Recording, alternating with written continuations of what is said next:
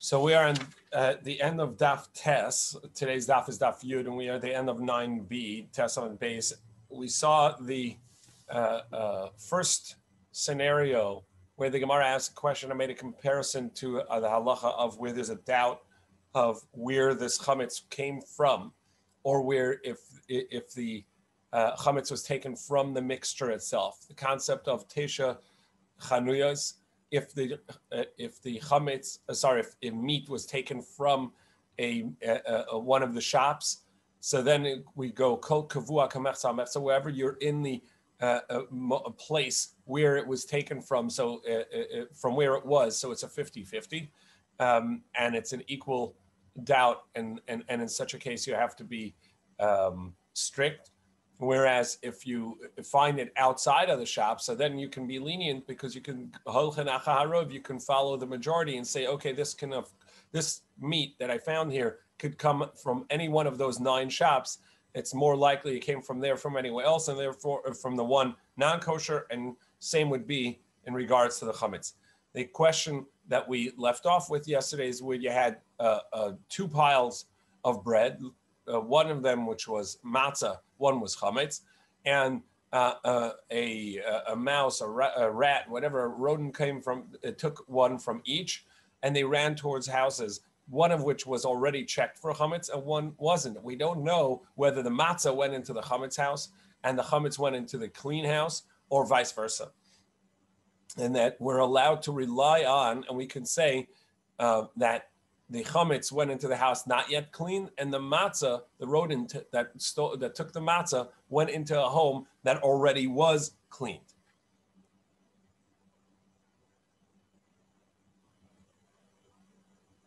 So let's begin about 12 lines from the bottom of 9b. Shnei tziburim, 2 piles of echad shal chametz ve'echad shal matzah. 1 pile is of chametz and 1 pile is of matzah. And there are 2 houses, one of which has already been checked for chametz and one has not. And 2 rodents come. One took matzah and ran into one of the houses. And one took chametz and ran into one of the houses. And I don't know which one. Did the matzah go into the clean house, or did the chametz go into the clean house? Hainu shtei kupas. So this would be equivalent to the halacha in regards to 2 baskets full of produce. The Tanan, as we learned in the Mishnah, shtei kupas. There are 2 baskets full of produce. Achas shel chulin v'achas shel truma. 1 basket is full of teruma produce, and 1 is of regular, non-sanctified, non-holy produce. And in front of them are 2 larger containers. Each one has the same produce in it, one of teruma and one of chulin. And now these baskets fall into the larger containers. So you can maintain the kosher status of the non-teruma larger vessel, because we're going to assume that the non-teruma fell into it, even though we can't know, but we're allowed to assume shani omer, because I'm going to say chulin l'tech-chulin aflu.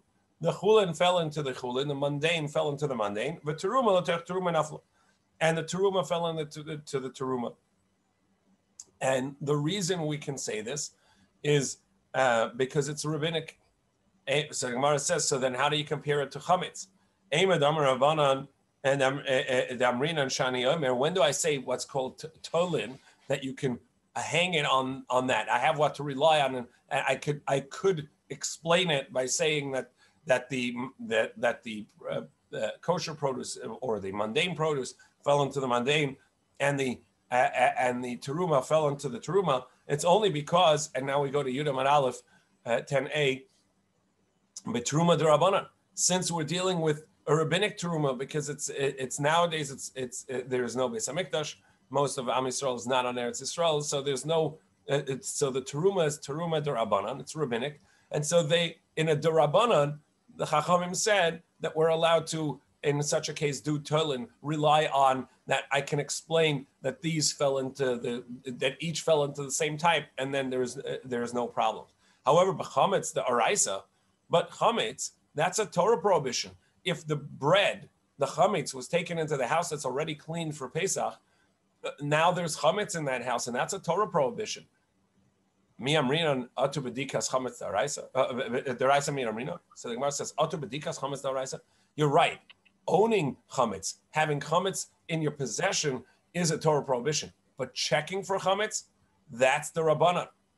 B'dikas chametz daraisa, the rabbanan. That too is the rabbanan. The obligation to check after a rodent who brings chametz in the house, that's going to be the rabbanan. Why? The midah araisa b'bitul ba'al masagi. Because on a Torah level, he could say, ugh, that's to dust of the earth for me. I nullify that. The rodent took it, even if he took it into my house, that's already checked for chametz. It's worthless. So on a Torah level, there is no obligation to check. To recheck a home based on the animal bringing in chametz is going to be a rabbinic obligation. So the Rabbanan said, as long as you can say no, the chametz went into the non-checked house, and the matzah was brought into my house, that's sufficient that you're allowed to say Tolin.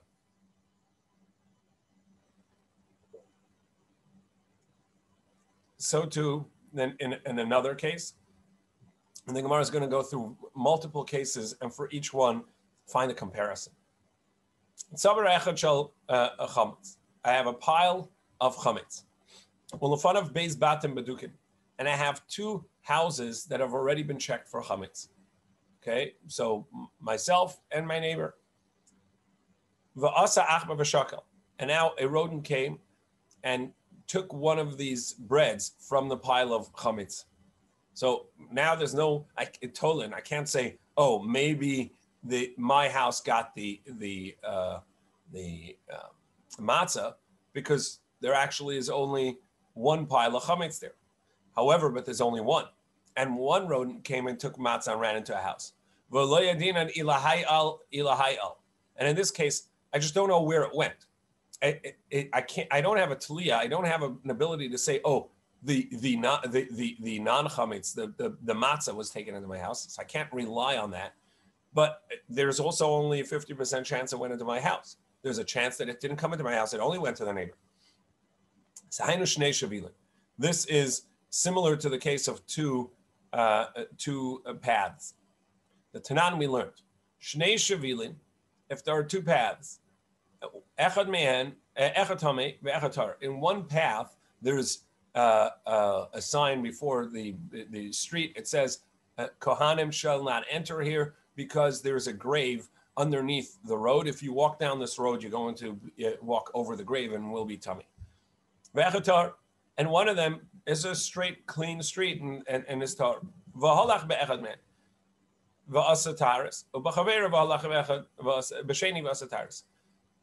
Person A walked down an alleyway and then dealt with tahor, with items that need to remain tahor, and so too did a friend walk down the other alley and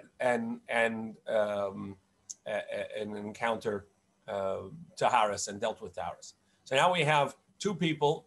One walked down a road that for sure makes it tummy. One walked down a road that for sure does not.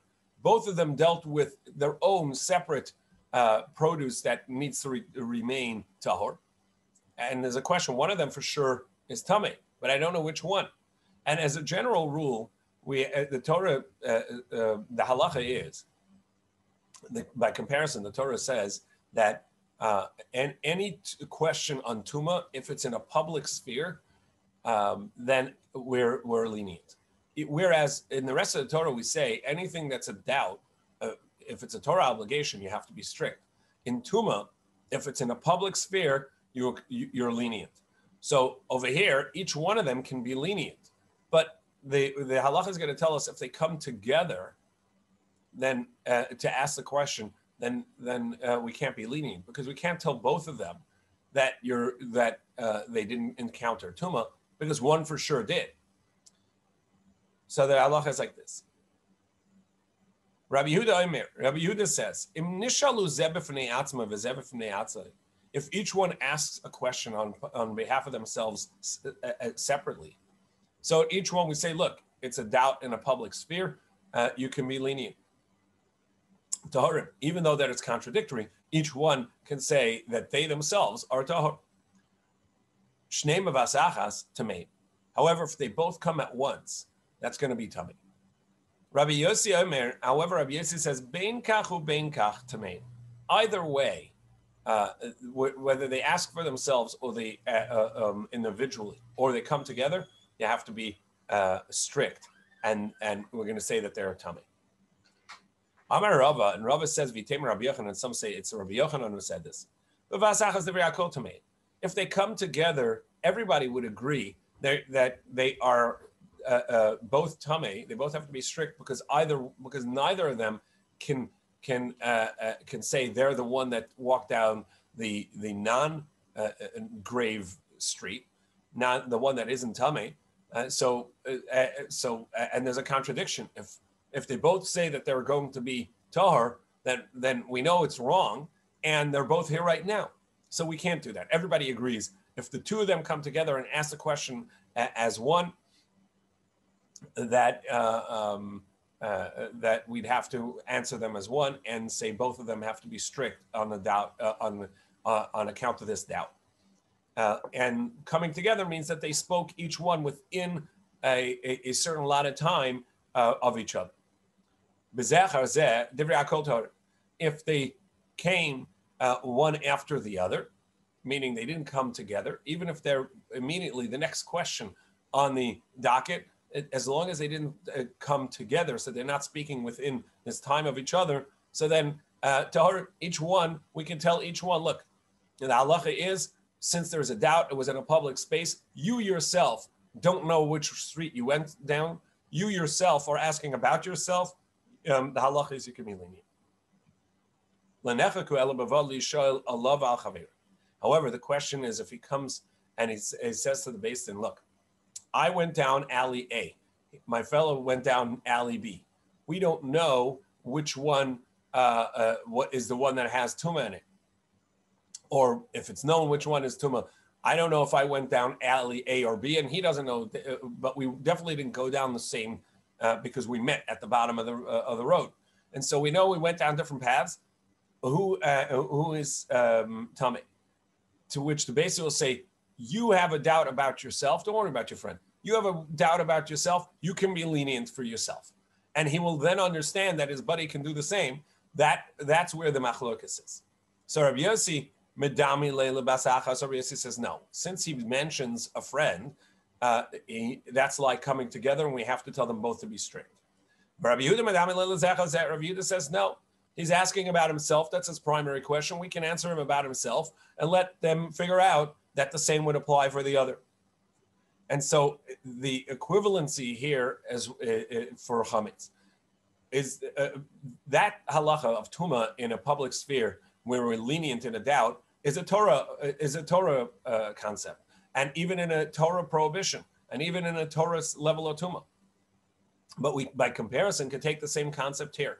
In a rabbinic obligation of checking the home, each one of the homes can ask separately, or homeowners can ask separately and say, look, do I have to check my house again for chametz? No.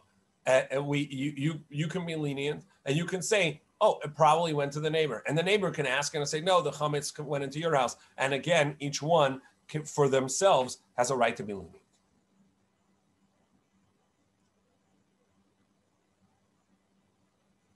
Suffolk al, Suffolk loyal.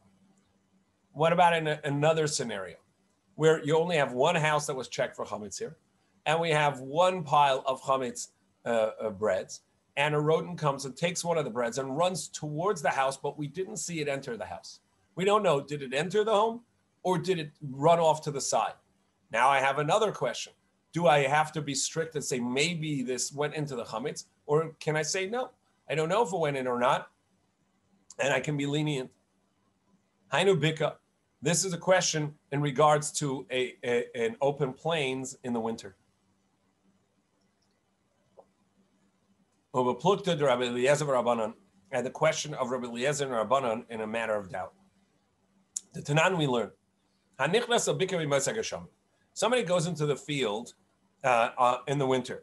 And the reason why this is relevant in the winter is twofold. Number one, as we mentioned, in a public sphere, a doubt of Tumah is strict, lenient. However, in a private sphere, you have to be strict. The winter, where nobody's planting and nobody is harvesting, the plains where the fields are, they're actually a private domain. It's considered private because there's no one else there. And so you have to be strict. Secondly, it's hard to tell where a boundary of one field and another ends and begins because it's all muddy. In the summer or spring, where each field is being plowed and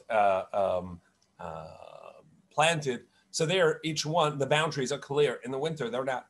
So somebody walks into the plains where all these fields are in the winter.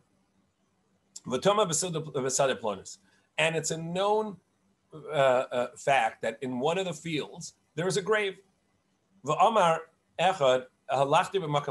And somebody says, I walked into this space. I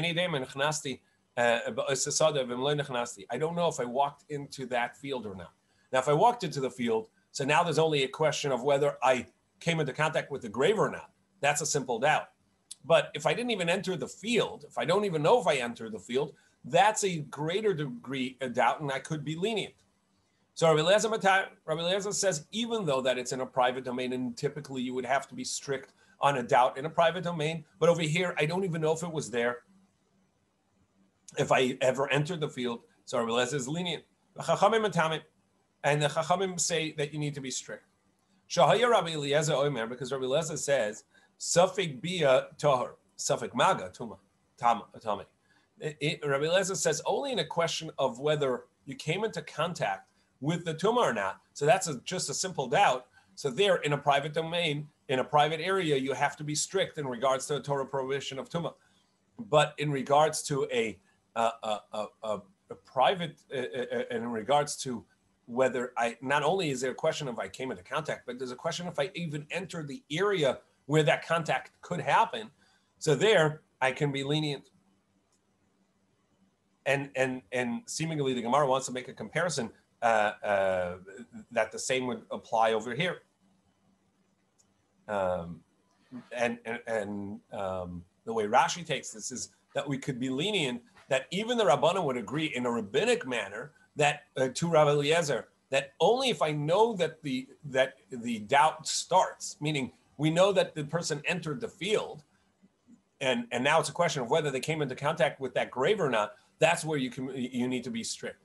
But if you don't even know that that you were in the area that the contact could happen, you could be lenient. So same over here. So the concept is called Safik Bia, doubt whether it ever came into possibility of this.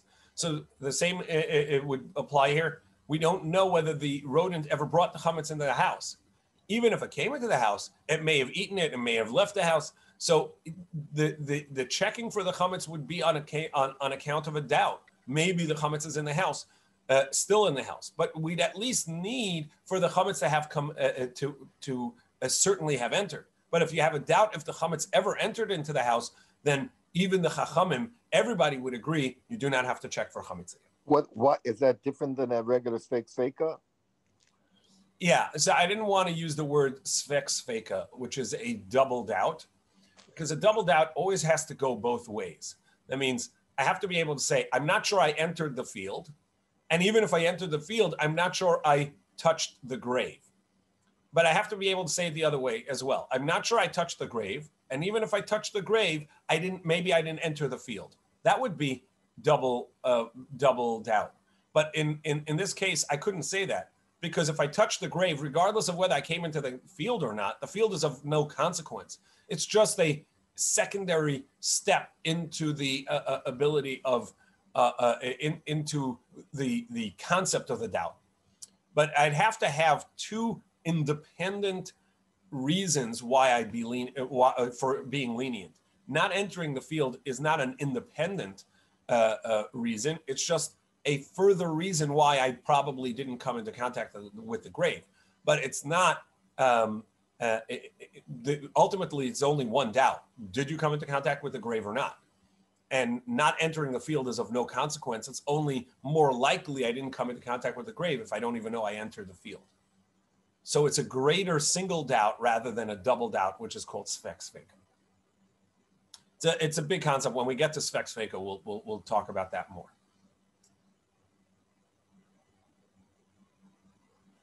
Right now, just getting each one of these doubts of what the point is enough of a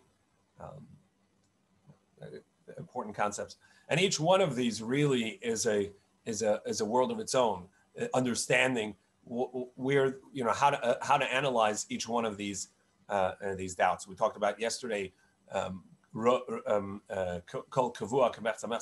Any time it's in the place of the doubt would make it a 50-50. And these are deep concepts, and they take an enormous amount has been written about each one to understand the ramifications and understand the depth of reasoning. Okay, the next case. Al ubadak v'le ashkach. So we know the rodent took a bread into the house. I checked the house thereafter, and I didn't find anything. So plukta the Rabbi Meir v'Rabbanan. So in this we have a doubt, a machlokes, a disagreement between Rabbi Meir and the Rabbanan. The Tanan, as we learned, Rabbi Meir said, "Kol davar shebecheskas tamei." Anytime you have a doubt, you know that there was tumah here. I just don't know where exactly. The multiple piles, and I don't know where the tumah was. So even if I check a pile and I don't find it, and then I check another pile, I don't find it. So then I can always say, oh, it's probably in the third. But if I check each one of the piles and of the three piles and I can't find the tumah, then I cannot say, oh, well, I guess it's not here.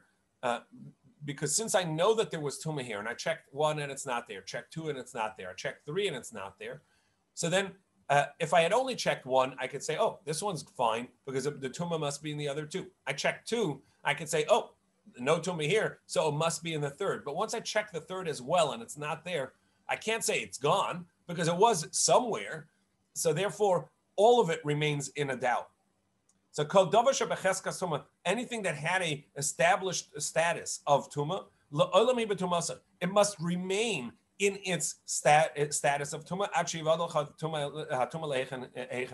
until you can establish and say where the tumah is. However, he says, no, in this pile, if you don't know where this tumah, in this pile, I'm going to check until it's virgin ground, meaning I find either a rock that hadn't been moved in a while, or I find soil that hadn't been touched. I say, okay, I checked well in this pile. There's no tumah here. I can assume that this is fine. Where is it? I don't know, but it's not here, and that would be fine. So the same here, if we could say that for tumah, for sure in our checking for chametz as well. I checked the house, it's not here. Where did the rodent take it? I don't know. I know it came into the house, so you have to find it. No, I don't. As long as I checked and I know that it's not here, where did it go? I don't know.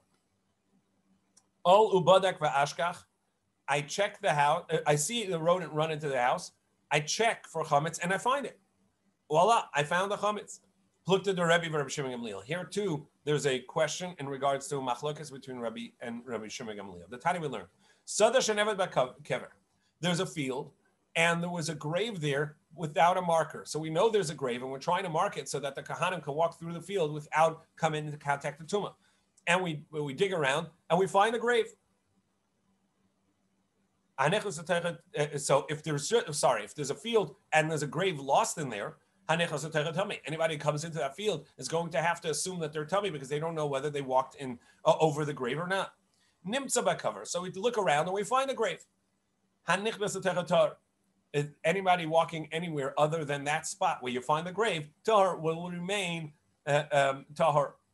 Sha'ani omer, because I say kever she'aved hua kever she'nimtza, because I can say the field, the grave that we found is the one that was lost. That this must be one and the same, and so now I can mark it and say the rest of the field is okay. Divrei Rebbe, that's the opinion of Rebbe.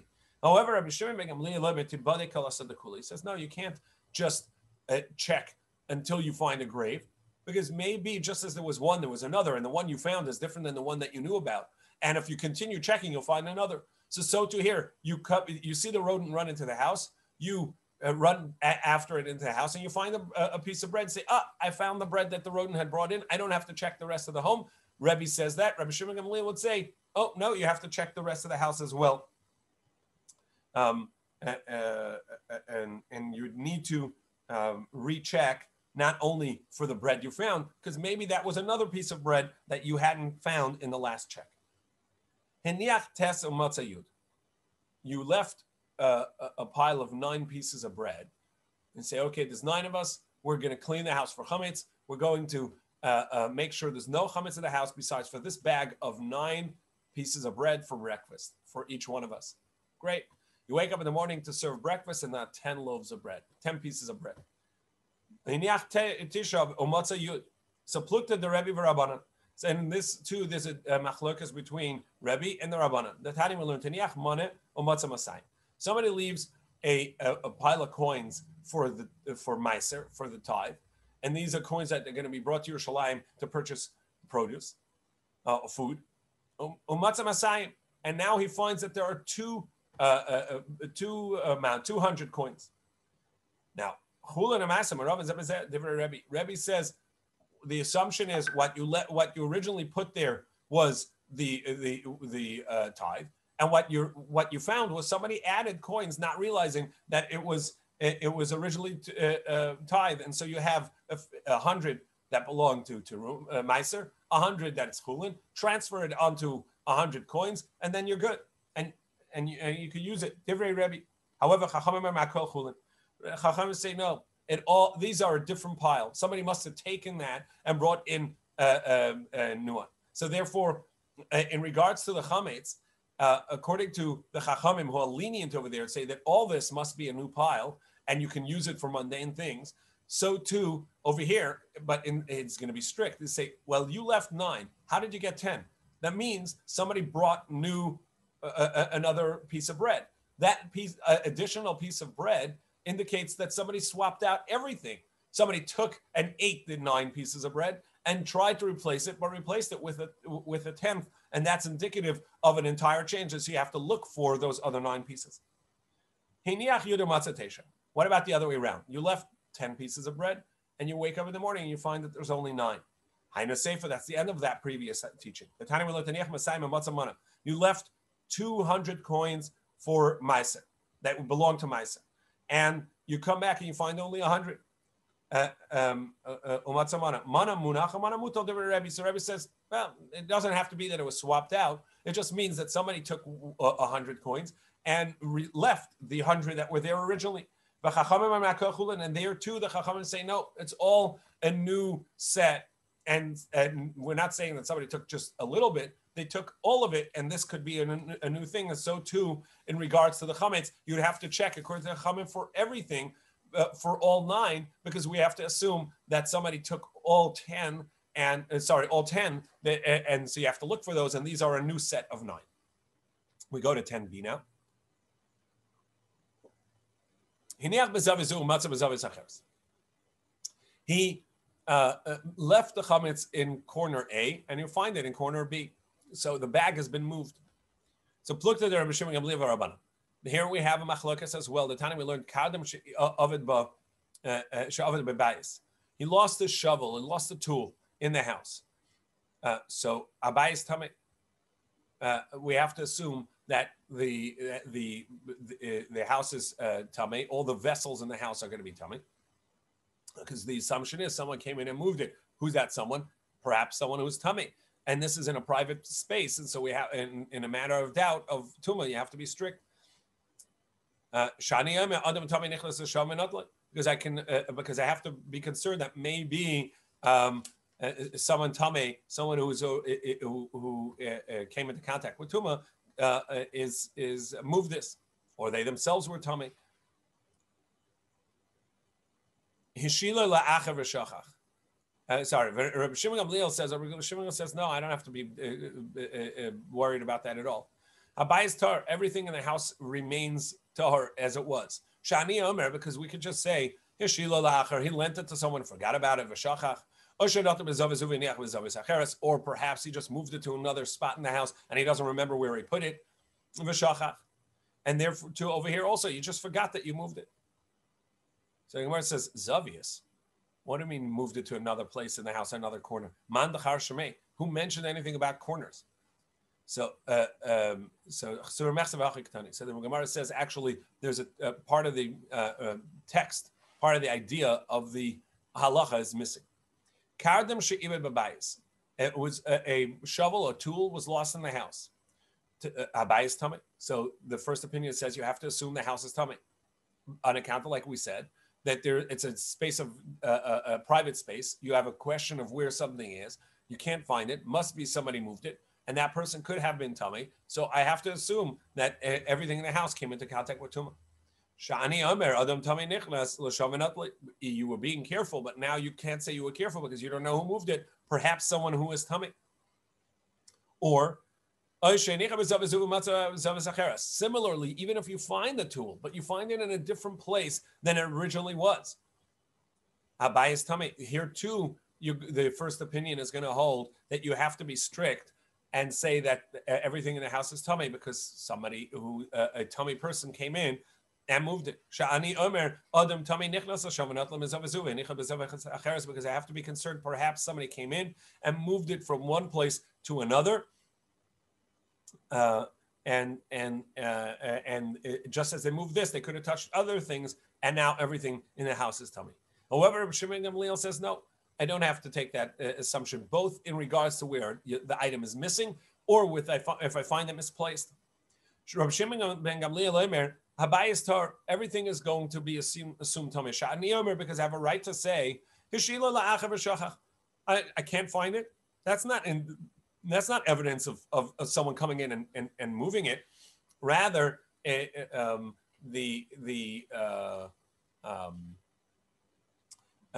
rather, I'm going to just assume that I lent it to someone and I just don't know where it is. I forgot that I had lent it. And if I find it in another place than I misplaced and somewhere else than where I left it, it's just that I forgot that I had originally put it somewhere and left it. V'shachach. Amar Rava. So Rava says, Achbar nichnas v'kikar b'piv.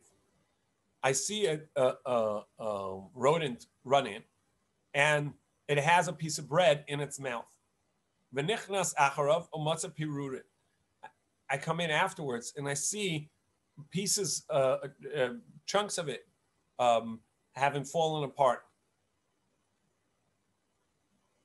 Tzarech bedika. I nevertheless still have to check for the loaf of bread itself. And I can't say, oh, I can piece together. There's basically the whole piece of bread that the rodent took is right here in the crumbs, in the chunks that have fallen off. Nevertheless, I have to check. What's the reason? Because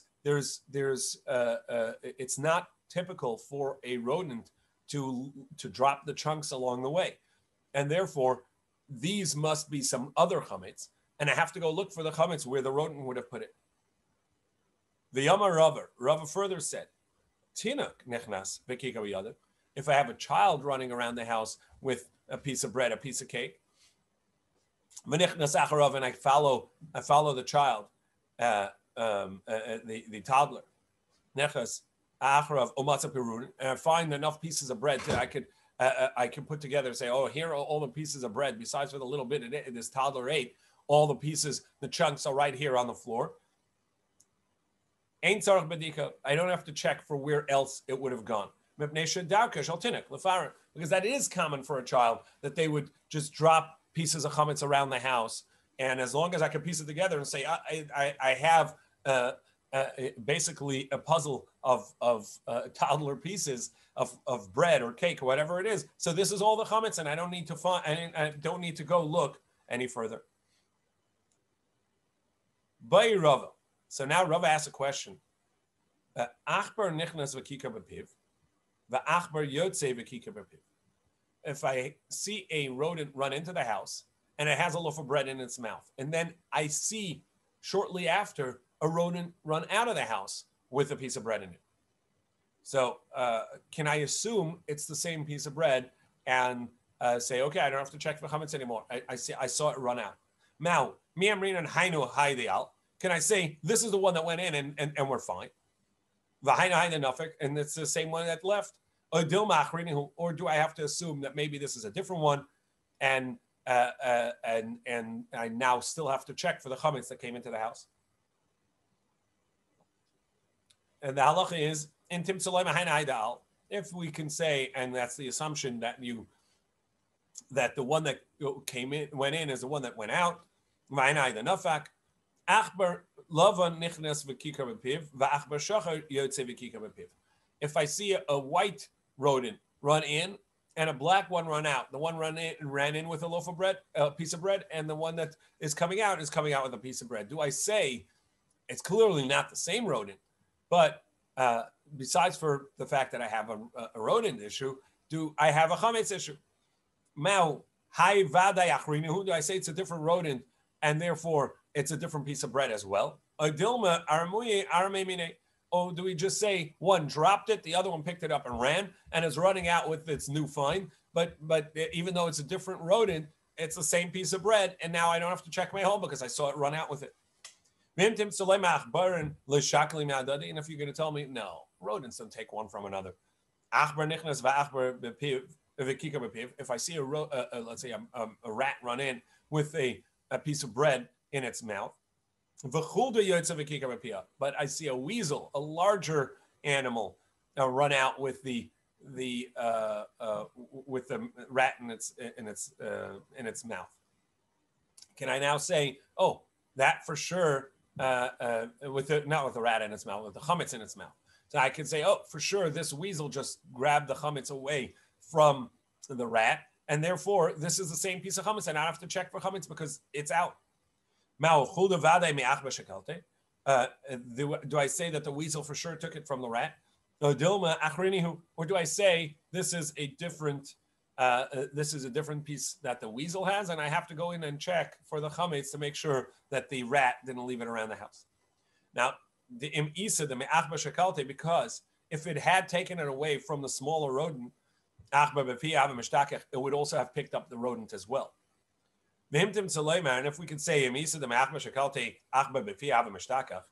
you say, you know what, you're right. If it had taken the bread from the rodent, the smaller rodent, it'd also have the rodent itself in the house. Well, what happens if that's the case? We see a smaller rodent run into the house, a mouse runs into the house, and it has a piece of bread in the house, in its mouth. And now I see the weasel run out, the larger animal run out of the house with the smaller rodent, the mouse, and the bread in its own mouth. Now, if the mouse still had the bread in its mouth, so then for sure I could still say, well, that's the one that came out. It just picked up this mouse and ran. But over here, it doesn't. It only has a mouse and a piece of bread in its own mouth. The mouse doesn't have it. Who do I say it's the same one? Adilma im isa the ihu niu. If it is really the same one, then we would have the weasel with the mouse in its mouth and the bread in the mouth of that mouse. But if the bread is in the mouth of the weasel, perhaps it's a different piece of bread. Achbar mishtakach im isa. If it's true, the iu niu kikar, this is the same piece of bread. But fi achbar mishtakach navabayish the kuchi. Then I should find the bread in the mouth of the smaller rodent, of the mouse. Idilma, or perhaps what I can say is mishum b'yasusa, because the rodent got scared of the weasel, it dropped the bread. Yasusu nafel mishakalti, and the weasel picked up both the rat and the bread, and it's running out with it in its mouth. Teku. So for this, we don't have an answer. Rava asks a further question. If you have a loaf of bread, any good piece of bread or a good piece of cake or whatever it may be, on a rafter, a post, a beam running across the ceiling, but it's high up, you wouldn't necessarily get it. Mi amrina kula high We say, no, the Chachamim didn't make you get a ladder, go up there and get rid of it. Even though you know it's there, you could just nullify it in your heart, and that's sufficient. Since it's not going to come down on its own, he's not going to go up there. So we're not concerned that maybe he's going to come to eat it, and therefore the nullification is sufficient alone. Adilma, perhaps, zimnin the enough of us. Maybe it'll fall down, and somebody will find it and eat it, and so therefore you have to get rid of it. And if you're going to say, and this is the halacha that indeed, you know what, the chametz is there, you have to get rid of it. You don't have to check because it's not in the space, but if you know it's there, you have to get rid of it because it may fall and somebody's going to come to eat it. What about if there's a pit in your property that animals are not going to get to per se? It's in the home, whatever it is, and you need to and there's chametz in there that you have to get a ladder to go down and get it. Or you would say no. From a ceiling, from a rafter, it can fall off and then somebody's going to come to eat it, but it's not going to fall up from the pit. So we're not concerned that somebody's going to go in and eat it on Pesach. It's not going to come up on its own, obviously, so there's no concern. Perhaps somebody's going to go down there to do whatever they need that they usually do in the pit, whether it's storage of things or hiding, whatever it is. And while down there, they will forget and come to eat the bread or the cake on on Pesach. Now, and if you're going to say sometimes he goes down for personal needs, to come to eat it. What happens if you have a loaf of bread in the mouth of a snake? And normally you wouldn't really consume it. So do I have to try and get it out of its mouth to get rid of the chametz? Do I need to get a someone who knows how to take care of snakes and get things away from snakes, a snake whisperer, and to get rid of the chametz so that they can get the chametz out of its mouth?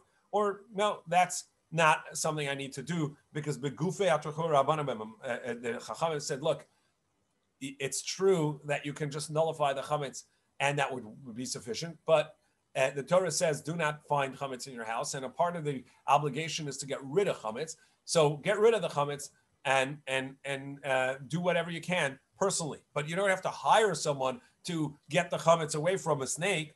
But the Chachamim who said that you have to check for chametz and get rid of the chametz, and it's not sufficient to nullify it in your heart, did not say you have to do so at a cost. Or perhaps there's no distinction. Teku, for this too, there's no answer. The halacha in this is that you do have to get chametz that off of a high spot, but you don't have to go down into a pit to get the chametz. And the concept is that you have to do chametz. The mitzvah is to do chametz yourself, but you don't have to hire someone to get it away from somewhere where really you're not going to get it anyhow. Yashikach.